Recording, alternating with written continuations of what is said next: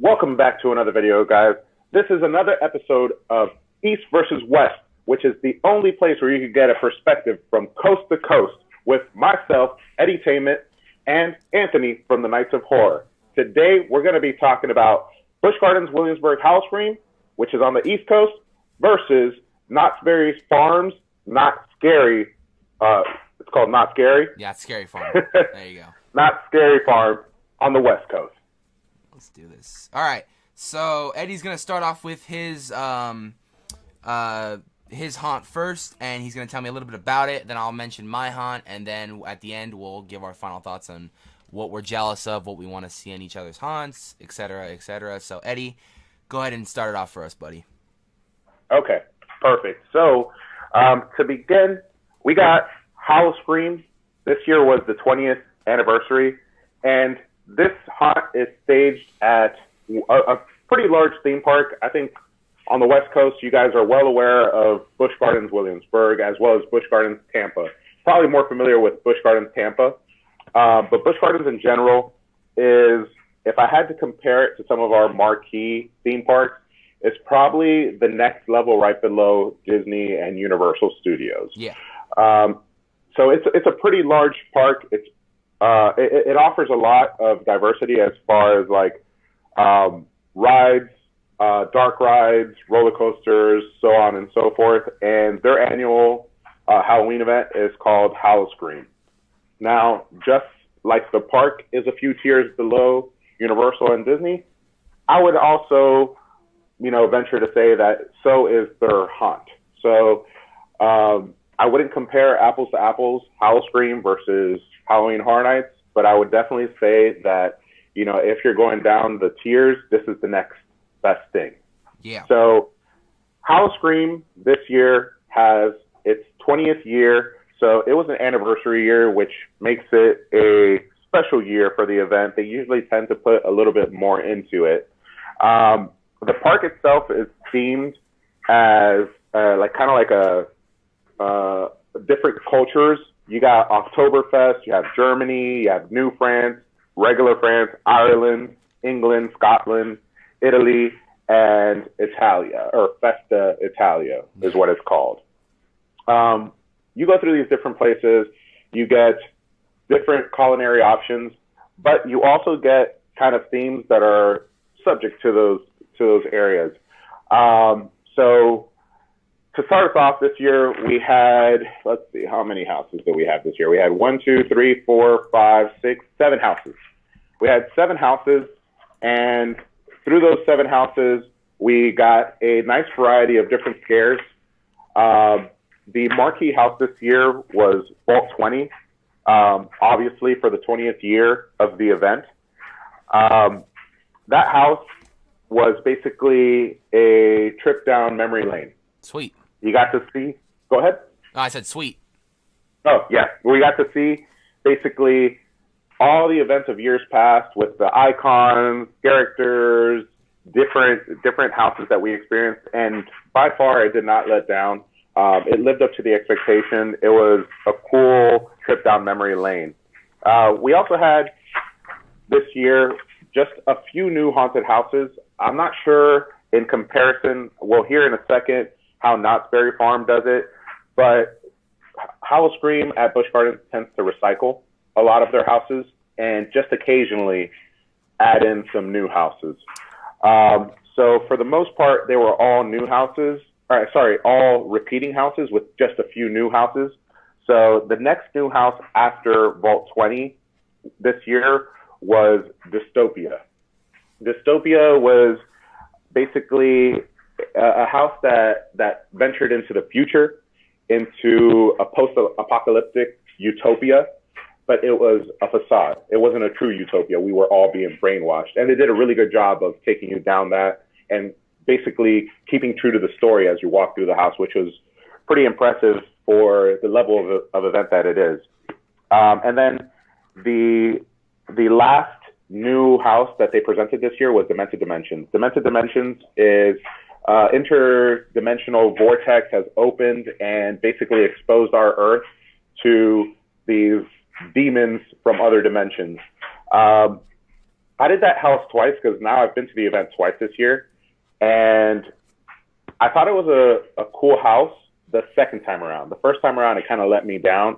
One thing that I did notice, though, is just in general, the overall kind of like, I guess this year, they were having trouble with keeping the right amount of characters in play.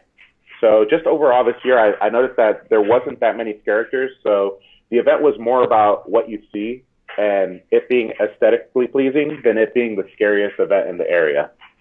So now we get to the houses that are basically repeat houses from previous years. You got Circus Sinistro, which very simply is a house with clowns, probably the best out of the returning houses. You got Cornered, which is a house that is hard to enjoy, but is a great concept. You're going through a corn maze, but it's a house set in the outside, and you got these large buildings around it. So you could see a lot of the exterior houses or sound stages exposed while you're inside of the house. So it kind of kills it, but the idea is really cool. You're in a corn maze, and a lot of the characters are basically scarecrows. And then you have Frostbite, which last year was a new house. This year is a returning house. It still hasn't kind of found its footing, but it's a cool basic idea, kind of like an Ice Age with an Ice King, and the Ice King is very reminiscent of what you would find in Game of Thrones as a White Walker. He looks like the Night King, and you're going through like his icy haunted world. And then the last but not least returning house was Lumberhack. And I say not least because it's probably the second best of the returning houses. Lumberhack, you're going through kind of like a wooded area. You got these crazy like farm boys with chainsaws and axes kind of chasing you around. So it's a really cool house, and I also have to pay honorable mention to some of the characters there. They actually commented on some of my previous videos, so it's cool to see interaction from characters on my previous videos. Sweet. And then, yeah, it was really cool. You have the territories. So they just like in Halloween Horror Nights and some of your other events, you go through different themed areas on the regular streets that offer a themed scare. Ripper's Row is in Germany when you enter the park and is based around Jack the Ripper.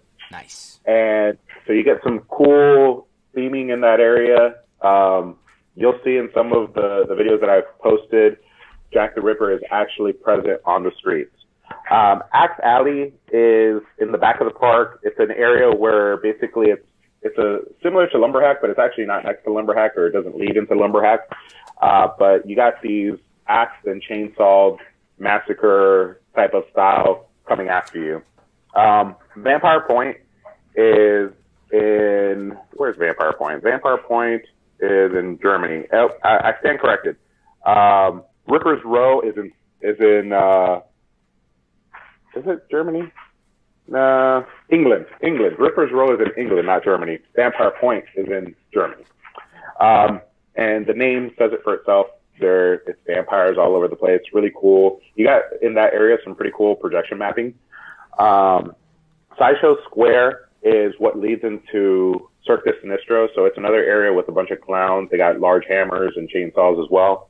The Garden of Souls was new this year. It was a new scare territory, which basically was kind of like a Dia de los Muertos style territory.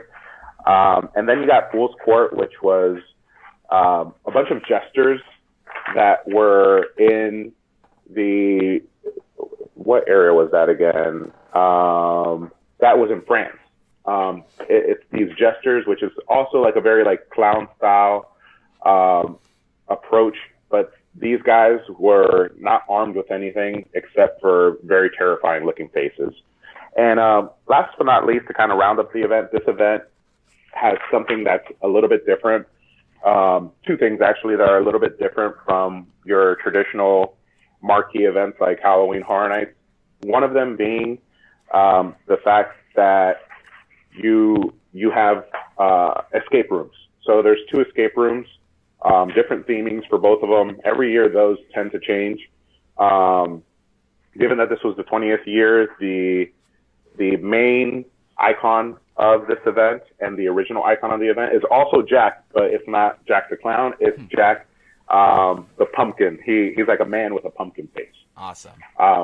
Yeah, it's pretty cool, and it's kind of funny when I think of Halloween Horror Nights and Busch Gardens. They both have the same kind of like main icon name, but they're different people. And then they have something called the control room, which in the control room, you could pay for these coins that give you access to these different screens with these buttons. And those buttons are scares. So there's interactive maps around the whole entire park that you could go and, you know, kind of navigate yourself around the park. But if somebody's at the control room and enters a coin while you're navigating through the map and, like, you know, pressing the buttons and whatnot, they could scare you, and basically the screen goes black and somebody pops out and goes, ah, gotcha. And then you could also control some of the scares that are in the actual houses as well. There's like one that you're walking through a cemetery and a skeleton pops out from behind the gravestone. That's actually a person-controlled scare from the control station. It's pretty awesome. But, yeah, in a nutshell, that is basically the whole entire event. How long did that take me to explain? You literally only had 5 seconds left, so you got it. Oh, there we go. Perfect. All right. I'm going to start the timer back at 10 minutes, and then we'll talk a little bit on the West Coast side of things. And here we go. So we got Not Scary Farm over here on the West Coast. For you of you guys who live in California, it's right up the 5 freeway and right before Disneyland and stuff like that. Much like Busch Gardens, yes, we do recycle a lot of mazes for the previous years, and they'll probably bring out like 2 or 3 depending on what they want to do, or they'll retheme them, reskin them, and stuff like that, and give them a new story. As far as mazes go, we had 8 mazes this year, and the first 2 mazes I'm gonna talk about, they were the 2 new ones of this year. So we got the Depths, which was pretty cool. It was so you're supposed to be on the sea and stuff like that. Then you go and you see all these exotic kind of sea creatures and stuff like that. You go face to face with Davy Jones. It was a really cool theme. One of the best parts in this maze by far was the scene where you're walking through and it's supposed to be in the water, but it's green lights and fog, so it looks like you're underwater, and the freaking characters slowly pop up and scare you, which was really cool. Another new one that we had this year was Dark Entities, and that was an Alien meets the Thing kind of type maze where you walk through a spaceship and you're supposed to be in space, and this alien is jumping out at you trying to kill you like he's killing the other members of the ship, and it was a very interesting maze with that being said. Trick or Treat, Lights Out. I didn't go through that one this year, but I did go through it last year, and it's basically the same thing, but Trick or Treat was a maze that they had at the event where it was supposed to be these kids and you walk through this haunted house and stuff like that, but you see there's a lot of witchcraft and stuff like that. They basically took that maze, turned the lights off, and gave you a flashlight. So every time you walk through, you point your flashlight at certain areas and the flashlight turns on and you see a character. Then if it goes off and then it comes back on, the character's gone. So it's kind of one of those mazes where like, oh shit, what's going to happen next? Paranormal Inc., that's a good one. Paranormal Inc. is it's been around the event I think for 4 years now, but it's basically a show called Paranormal Inc. These guys go into this asylum and they're investigating the paranormal history behind it and seeing what's going on. They see a lot of activity and stuff like that, and it's pretty interesting. The Red Barn has been around for a while too. Red Barn is pretty good, but this year they kind of changed the facade and the theming of it, and I thought it was a lot better this year than it was last year. But basically, you're going into this barn, and it's about a cannibalistic chainsaw family. Who does that kind of remind you of? And you walk through this barn, and you've seen all their victims. You're seeing all these like everybody being slaughtered and stuff like that, which is really cool. Then you got the Shadowlands, which is a ninja-based maze where you're walking around Japan and you see a rogue ninja trying to kill people. And this year it was cool. They added a new intro where you walk through the suicide forest of Japan, so that was pretty interesting. One of my favorite mazes that they brought back again too was the dark ride, where you go through this abandoned dark ride at a carnival, and it's all run down and stuff, and it's all taken over by the carnies, and they have killer instincts to try to kill all the guests that walk through it, and it was pretty interesting nonetheless. And my all-time favorite maze at the event is Special Ops Infected, because with that maze, it's a zombie maze, but you get a gun, and it's very interactive, so you get to shoot zombies and stuff, which is really fun. Those are our mazes this year. So we got a couple of scare zones. We got 4 scare zones. In the boardwalk area, we have Carn Evil, which is a clown-based scare zone. Here at Not Scary Farm, they're very famous for the sliders. So they have people with the knee pads and, stuff on their hands to cause sparks, and they slide right into people, which is pretty cool. They don't trip them over, of course, or anything. But one of the infamous scare zones that opens the haunt is Ghost Town Streets, which is the most filled fog area you'll ever see. It's so filled with fog you can barely freaking see your hand in front of your face. That's how bad it is. The Forsaken Lake was over there by the Silver Bullet going into the Dia de los Muertos area, and it's right next to an actual lake, and it's supposed to be a bunch of souls that are lost, and they're trying to wander around finding and killing people and stuff like that. And the last one was the Hollow, which took place in Camp Snoopy, which is the kid-themed area, but at night they fog it up. It's pretty dark, and it's about a bunch of scarecrows and witchcraft, and this witch is controlling all the scarecrows trying to kill the guest, obviously. So that's pretty cool. Shows at the event, we have 2 new shows this year, and then we have one returning show that comes back every year that's a fan favorite. The 2 new shows are called the Conjurers. It's a magic show. I didn't get to see that, but I heard it's mostly just kind of comedy magic and stuff like that, which is pretty cool. And we have Hacks, the Cutting Room Floor, which I didn't get to see either, so I can't really tell you much about that one. And then the reoccurring show that comes back every year, but it's always new every year. They always make fun of pop culture and stuff like that. It is called The Hanging, where the sheriff of Calico comes in. He chooses a victim who's worthy enough to be hung, who's done wrong to society and stuff like that, and it's always a scumbag every year, which is pretty funny. This year, spoiler alert, they hung Logan Paul, and I thought that was hilarious. So that's hilarious. Yeah, it was gonna be Harvey Weinstein, and then it was gonna be Roseanne, and then at the end, as they were trying to hang him, you see Logan Paul come out filming them trying to get hung and stuff like that. So then they ended up trying to film Logan Paul. Oh, yeah. Man. So it's a parody show. They do a lot of parodies. They parody a lot of stuff that goes on throughout the year and stuff like that. So if you're easily offended, it's not a show for you. But if you love laughing and hearing parodies, this is your kind of show. So if you guys are interested in Not Scary Farm, and you guys are from out of state, or you guys live far in California and you want to come down, they got a bunch of different hotel and ticket packages that I highly suggest you take advantage of. So I'm going to go through the hotel packages first, and then I'll go through the standard ticket packages, so then you can tell me what you guys like and stuff like that. So the hotel packages follow as this. They got the bare bones package, which you get a hotel and Not Scary Farm general admission, and that's $190 a night, which is not too bad for a hotel. They have the Haunted Dreams Hotel, which you get the hotel, Not Scary Farm admission, and a free breakfast and a free dinner. And that goes for $280 a night, which is still not that bad, especially if you're getting free breakfast and dinner. They have the Gruesome Gateway Hotel package, where you get the hotel, you get the Not Scary Farm general admission, and Fright and Fastlane, which is basically their front of the line service, where you get unlimited front of the line for both mazes and attractions that are open that night, which is awesome. And that goes for $450 a night. And that was the last hotel packages. So if you guys are interested in coming down to Not Scary Farm, either out of state or from far away from California, highly suggest to take advantage of some of those packages, especially because they got such good deals on them. And then we're going to go to the ticketing of the event, which we have, of course, the Not Scary Farm general admission. It goes anywhere from $44 to $82. $44 being if you buy it online, $82 if you buy it at the gate.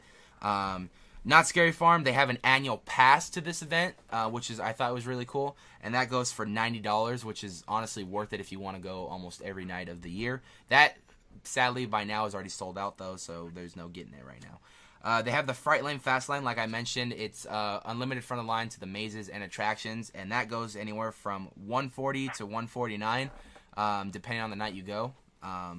They have the Not Scary Farm All-Inclusive Pass, which is you get Fast and Fright Lane, front of the line, free parking. You get to go to the buffet, which is something they do prior to the event, and you get to, of course, get into the event.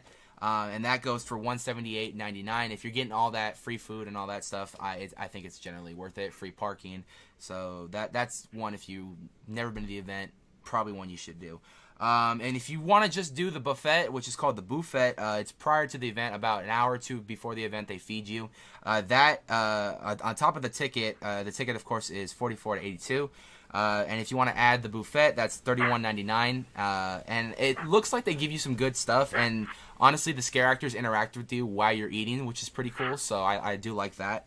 And of course, last but not least, is the Fright Fast Lane Pass, which, like I keep saying, gets you unlimited for every attraction that's open, even mazes, all night long. That goes anywhere from $85 to $105. But that is not Scary Farm. They are both owned by, this and Busch Gardens are owned by Cedar Fair. And I can see a lot of similarities between the events. One of my favorite things at the event, of course, is going through a lot of the scare zones, because a lot of my favorite scare actors are sliders, and the sliders are just really cool, and I really enjoy them. So that is going to do it for both events. We're going to go to the last topic of the video, which is the thoughts of each event, and of course the versus portion of the video. So Eddie, go ahead and give your thoughts on what you think. Okay, so first and foremost, just to kind of like round things out, I didn't say anything about like the ticketing options and hotel options, but they seem to be very similar. I myself am a Busch Gardens Williamsburg annual pass holder, which gets me into Busch Gardens Williamsburg Howl-O-Scream, their Christmas event. And over here, it gets really cold in the wintertime, so they close down for the winter and then reopen in the spring. The events seem to have huge similarities in the fact that they are kind of the next tier after your big Universal haunts or Disney haunts, which Disney is a more family-oriented haunt, but it still has that large effect to it. Yeah. The sliders that you were talking about, that sounds really cool. That's something that we definitely don't have. From what I've seen on, YouTube and read about for Not Scary Farm may not have the budget that Halloween Horror Nights has, but it has the scares, which is something that, you could clarify for me if I'm right or I'm wrong. Busch Gardens Williamsburg doesn't necessarily have. As I was saying, it's an event where you get more aesthetics than you do get scares. Yeah. But from what I've seen for Not Scary, you get some scares, some solid scares when you're in there, even on a lower budget type of event. Yeah. The pricing of the tickets is very similar. The hotel options seem damn near identical. But for the most part, Not Scary is somewhere that I definitely want to go. Hopefully next year when I do hit up the West Coast and do Halloween Horror Nights, that's the next thing on my list of to-dos if I'm out there doing haunts. I do think, just personally, without having had experience Not Scary, that I have a feeling Not Scary has a leg up on HowlOScream. But when it comes to theme parks in general, Busch Gardens is maybe a little bit more advanced as just a theme park, but the actual Not Scary event for haunts is a little bit more advanced as far as the scares go. Yeah. That's kind of my general opinion. I haven't experienced Not Scary Farm, so I'm just going off of like my feeling from what I've seen. And I think the only thing on Busch Gardens I've really seen is your stuff. So going off your stuff, I kind of see that they have some areas when you were walking around that they could use as for, say, scare opportunities. There's some areas that are kind of just bare that they can honestly put scare actors in just to kind of throw you off guard where you think you're safe, but then out of nowhere they get you. One of the things they do at our event is they have people dressed in the camouflage suits, so they put them in like different areas where you're like not expecting it. I saw a couple places where there was like forest and like trees and stuff like that. That'd be a perfect place, especially at night, for those guys to come out and jump out at you. But nonetheless, Busch Gardens is definitely a place I would love to visit just to kind of see a new haunt, a new setting of some sort. and I really do enjoy it. I should also mention, too, I think Knott's Scary Farm was one of the first ones to actually start the haunt kind of tradition. Yeah. The whole haunt thing was because of Knott's, and after Knott's kind of blew up and stuff like that, other haunts started opening up worldwide and stuff like that, and so Knott's kind of set the ground for haunts and the way they are today and stuff like that. But when it comes down to it, I think I don't know, man. I can't really say too much about Busch Gardens because I haven't seen a lot on it. But from what I have seen out of your stuff, it looks pretty interesting. And it's something that definitely, if I were ever in your area, I would love to check out. Yeah, I would say it's decent. Yeah. So with that being said, we're going to bring this video to an end. You heard both of the theme parks, both out here on the West Coast and on the East Coast. And so it's your guys' turn in the comments to find out which one do you think, in your opinion, is your favorite. Compare and contrast and stuff like that. And yeah, thanks guys for watching this video. Alrighty, guys, that is it for this podcast. Make sure in the comments down below, in true East versus West Coast fashion, tell us which one do you think, in your opinion, is better, either Busch Gardens Williamsburg or Knott's Scary Farm. Which one, in your opinion, is the better event? Like this video if you like the content. Subscribe to both channels, both Nights of Horror and Eddytainment. And as always, peeps, don't forget to ask yourself, have you been eddytained?